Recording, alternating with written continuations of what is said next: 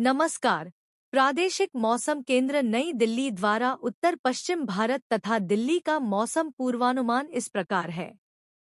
11 जनवरी को राजस्थान में कहीं कहीं पर घना कोहरा होने के साथ सर्द दिन तथा अनेक स्थानों से कुछ स्थानों पर शीत लहर से भीषण शीत लहर चलने की संभावना है। 12 जनवरी को पश्चिमी राजस्थान में कहीं कहीं पर घना कोहरा होने के साथ कुछ स्थानों पर शीत लहर से भीषण शीत लहर चलने की संभावना है, जिसके लिए लाल रंग की चेतावनी जारी की गई है। 11 और 12 जनवरी को हिमाचल प्रदेश में तथा 11 जनवरी को उत्तराखंड, पंजाब, हरियाणा में कहीं कहीं पर घना कोहरा होने के साथ कुछ स्थानों पर शीत लहर से भीषण शीत लहर चलने की संभावना है। साथ ही 11 जनवरी को उत्तराखंड में कहीं कहीं पर पाला पड़ने की भी संभावना है। 11 और 12 जनवरी को पश्चिमी उत्तर प्रदेश में कहीं कहीं पर घना से बहुत घना कोहरा होने के साथ शीत लहर से भीषण शीत लहर चलने की संभावना है। साथ ही पूर्वी उत्तर प्रदेश में कहीं कहीं पर घने से बहुत घना कोहरा होने।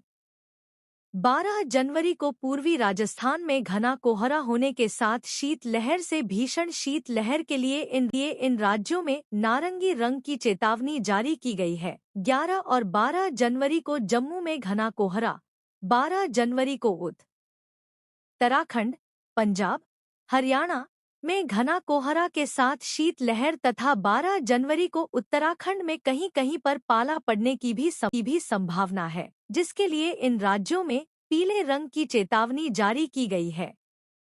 दिल्ली में 11 जनवरी को आसमान मुख्यतः साफ रहेगा। रात्रि के समय कुहासा धुंध होने की संभावना है।